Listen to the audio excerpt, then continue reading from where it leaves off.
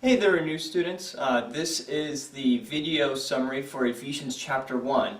So if you have not yet watched the introduction video for the book of Ephesians, I highly encourage you right now to look at that video before you watch all of this video for chapter 1, so that you guys can get the proper background knowledge before we dive into this chapter. So right now, if you haven't, I encourage you to go and watch that video. Well, in chapter 1, Paul primarily talks about a few things, but the first thing that he really talks about is how God has chosen everything as it is. God is in control of everything. The crazy thing to even think about is how before the world was even created, God chose us to be a part of His family through Jesus Christ. And what's really crazy to think about is how God's will and God's plan is always enforced. God's plan will always prevail. And when we put our hope and our faith in Jesus Christ, we too get to be a part of God's plan. Now, I quickly want to read a couple verses in Ephesians chapter 1 that I want to highlight, and then I'll briefly talk about them with you. This is Ephesians chapter 1, verses 18 through 20.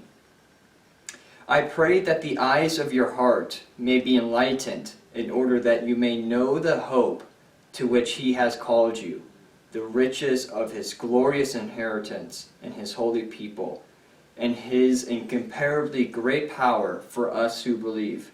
That power is the same as the mighty strength He exerted when He raised Christ from the dead and seated Him at His right hand in the heavenly realms.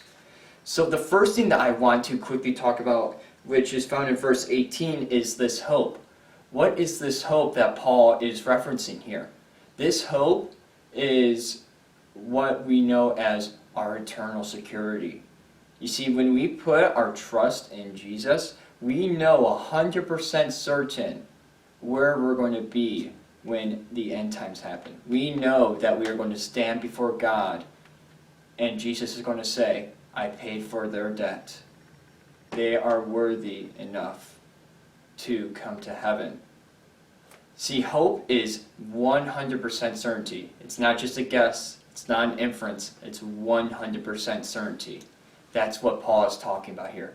The other thing that I want to talk about is, if you were listening along to verses 19 and 20, God is saying, Paul is saying that very same power that rose Jesus from the dead, and we just celebrate Easter, that very same power that rose Jesus from the dead, that same power is working inside of us right now. I don't know about you guys, but that is just really mind-blowing to think about. That same power is working in us and through us. And so that leaves me with one question for you guys. What are you going to do about that? Are you going to let that power that is inside of us, that is working through us and in us, are we going to let that go to waste? Or are we going to do something about it?